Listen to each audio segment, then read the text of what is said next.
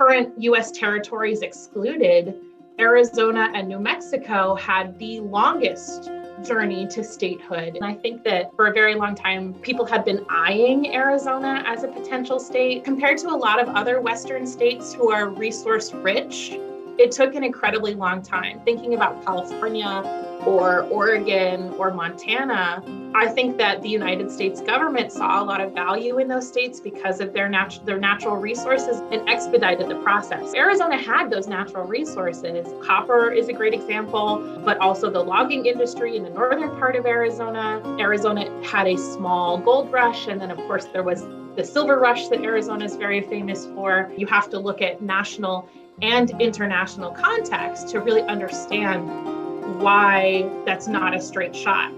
I think what makes Arizona's history fascinating, kind of the history of the Southwest really fascinating, is that you have kind of all of these different political entities that are existing at the same time at various levels of harmony. You have indigenous people who are the stewards of the land and have been as long as there have been people here. And those indigenous people had their own political structures and their own ways of organizing. And then you had the Spanish, and they're a religious monarchy when they first come to Arizona. And then you have Mexican independence in the early 1800s, which adds an additional layer. And then you have, as early as the 1830s, you have Anglo-Americans pushing into the Southwest, looking for natural resources. And then, of course, you have the US Republic and democracy. So you have kind of all of these different political structures that are meeting at the same time. And I think the layers of those political structures, the layers of colonialism and different colonial governments really kind of add to why the path for Arizona statehood is so complex. The Arizona Territory didn't really exist until the 1860s. Prior to the 1860s, Arizona and New Mexico were one territory called the New Mexico Territory. And the population was pretty sparse. If you weren't in Tucson or Santa Fe or Albuquerque, there really wasn't a dense population, at least not in the way that the US government formulated populations. Of course, we know that there are densely populated, vibrant indigenous communities, but the US government was really kind of interested in where are Anglo-American settlers, where is kind of the core of the population. In the early 1900s, when people were proposing statehood for Arizona, they were actually proposing something called jointure.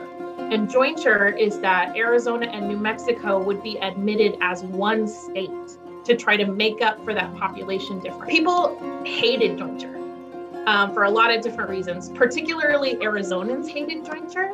Unfortunately, a lot of those reasons are discriminatory. As the Anglo population in Arizona rises, the Anglo population in New Mexico isn't rising at the same rate. New Mexico is much more Mexican, much more indigenous than Arizona. And so a lot of Arizonans are not too keen on that. So people were not super into the New Mexico Territory, except the Confederate States of America. They saw those transportation lines to the Pacific Ocean. They saw military strategy. They saw natural resources. And so actually, it's the Confederate States of America that are the first group to really propose an Arizona territory. That is alarming to the American government. They're also seeing that military strategy. They're seeing those relatively flat plains. They're seeing natural resources, and they go, well, we don't want the Confederates to have this.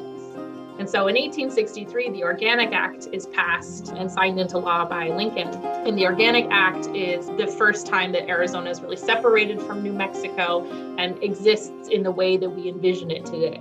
I don't think a lot of people realize that a lot of our early political leaders, particularly in southern Arizona, were either Confederate sympathizers or had at one point themselves been Confederates. I'm a little skeptical as to how impactful Arizona's role in the Civil War would have been on the question of statehood. I know that's a reason that gets cited a lot for why they've shifted the capital to Prescott, for example. It's definitely something I think that's worth looking into. But at the same time, I also question how important that might have been given the escalation of legal racial violence in the United States at the time that Arizona is becoming a state.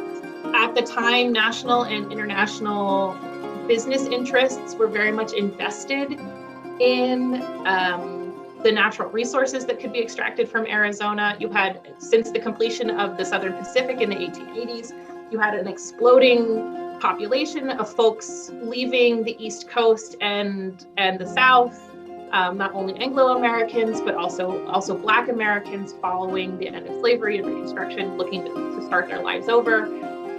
You have folks coming to Arizona for the health benefits of the climate from 1863 to 1912. Then you have a lot of bickering about when will Arizona become a state? Will Arizona become a state?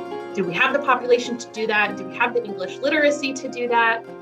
What are we going to do about Indigenous people? What are we going to do about New Mexico? There's just lots of questions for the next 50 years. There are lots of contributing factors. I think that the progressive era is one of those. That's also part of the reason why Arizona gave women the right to vote, was to kind of make up for that population problem. But women's suffrage, also kind of a progressive era movement. I think that kind of brewing conflict in Europe is part of it. I think that the demand for copper is part of it. People are just interested in the Southwest as tourists during this time period. It's one of those things where if you start to follow one line, you'll realize that it branches off into all of these different things. History is neither quick or straightforward. Now that we're at 110 years, I think when we look back into the territorial period, the Mexican period, the Spanish period, I think that what we find is that we have an incredibly rich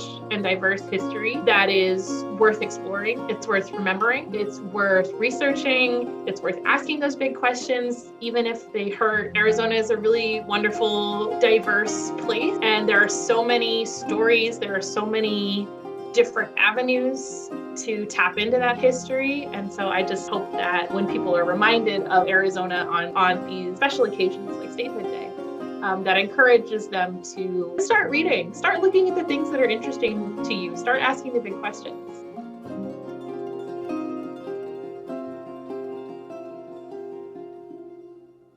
Thanks for watching our YouTube channel. Follow Arizona's top stories and breaking news by downloading the 12 News app and subscribing to the 12 News YouTube channel.